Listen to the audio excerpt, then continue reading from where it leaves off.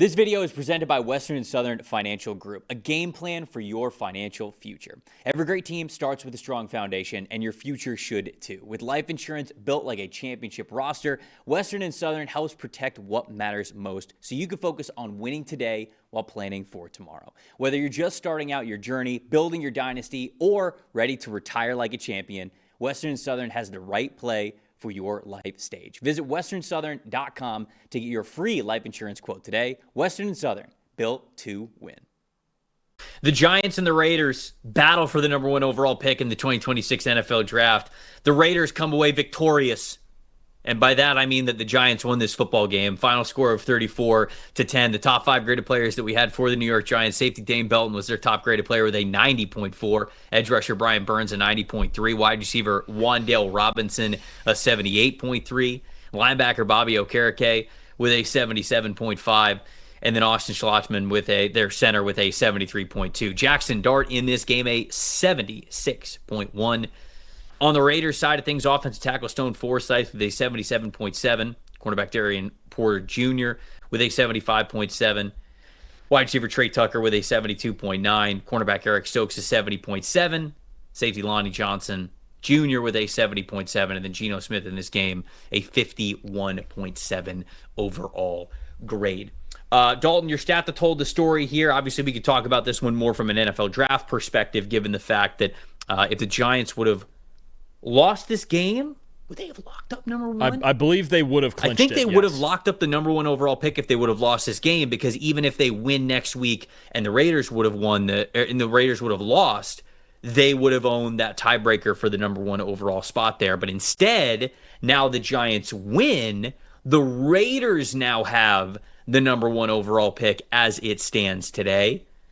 So what do you think? What was the stat that told the story, and any other big storylines here with this? As far as the game itself, the Giants were able to run and stop the run. They had their best rushing day since Week 10, 155 rushing yards, most explosive runs since Week 10 as well. I believe it was 6 of them, and their highest EPA per rush of the season. The middle of the year when the Giants were, kind of frisky and winning some ball games, or at least staying close in ball games, it was their run game that was really spurring their success, and ever since Cam Skattebo got hurt, they hadn't really had that in recent weeks. So this game right here, Devin Singletary, Tyrone Tracy, and Jackson Dart himself, as always, of course, really spurred things in the run game. And then the Raiders only ran for 63 yards in this game, with Ashton Jeanty obviously getting most of that. But the Giants with a season-high 73.3 run defense grade and their fewest yards allowed on the ground this season. That was really, to me, the difference when you watch just the tape of what was obviously a pretty ugly game between two bad teams. One was able to run the ball, one was not. Geno, to me, has been the big story here for the Raiders and a lot of their struggles, and he struggled again in this game. 3 more turnover-worthy plays this season. That means that Geno is has the fourth most turnover-worthy plays with 22, and he has the fourth worst turnover-worthy play percentage at a 4.2%. That, to me, there have been a lot of parts of this Raiders team that have been disappointing, but to me, it just starts with Geno, who I was a big fan of over the last couple of years when he was with Seattle.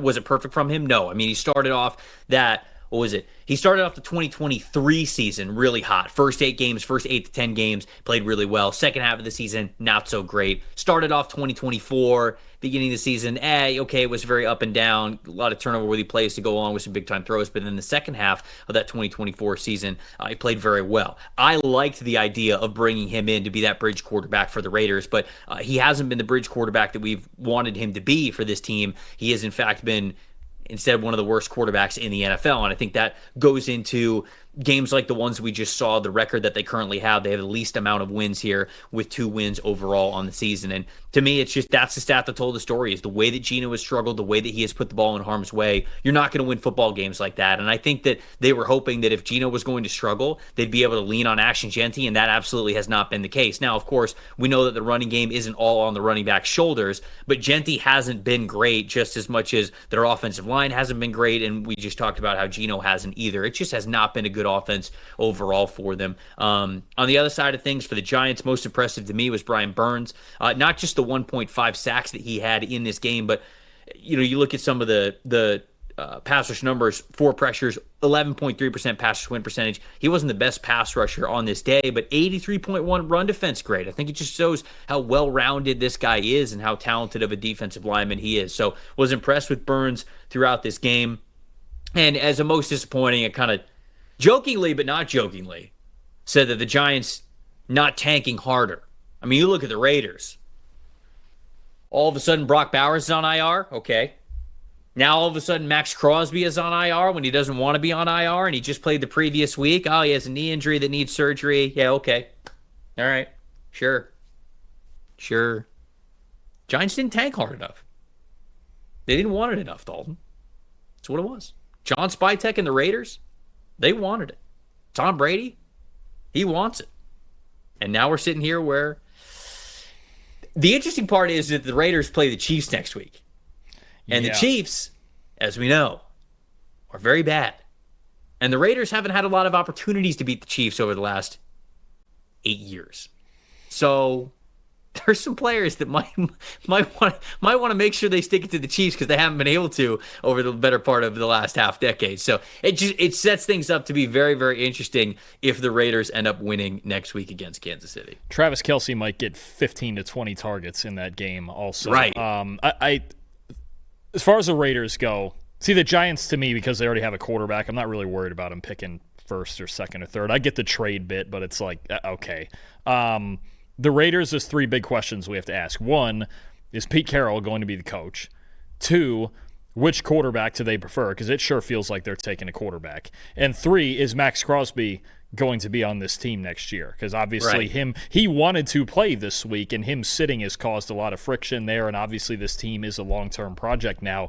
Those 3 questions are going to be the big ones we ask all offseason, but I think they're absolutely taking a quarterback in this year's draft. If it's Fernando Mendoza, if it's Dante Moore, if it's somebody else, we will see. But I think that's where this team is going, and they've got a boatload of money to spend in the offseason. They can try to fix this defense with, maybe get themselves another receiver, maybe somebody like a Brandon Ayuk is a target for them, but they got a lot to figure out for sure, and they've certainly earned that number 1 overall pick. Anything else on this one before we move on? Nope. All right. Everyone's got takes. Numbers have truth. And the truth is, most people are betting with emotion. Sportsbooks feed on it. TikTok gurus sell it. The hype machine runs on it. That's how you lose. PFF is different. You're betting with winning data. The same data trusted by all 32 NFL teams and the sharpest minds in the game. PFF betting tools take every prop, every matchup, every angle, and run them through our custom models. Built on the best football data in the world. What comes back is your edge. Simple, sharp, and built to win. Want to go deeper? PFF puts a pro-level analytics department in your hands, giving you the same insights teams use to find every advantage. Build your game plan with matchup analysis. Project every snap, every matchup, and every edge before kickoff, because the smartest plays start long before Sunday. Hit rates show how a player performs against their prop and against defenses built the same way. It's the data that gives you real confidence in every pick. Next, Key Insights translates PFF data into the story behind every matchup, giving you the why that powers your bets. From coverage schemes to defensive looks, it's the context that turns raw numbers into winning decisions. When you're ready to take action, filter through every prop on the market and focus on the opportunities that matter, by game, matchup, or value. Then, shop for the best available line in your area and tap your book of choice to place the bet instantly.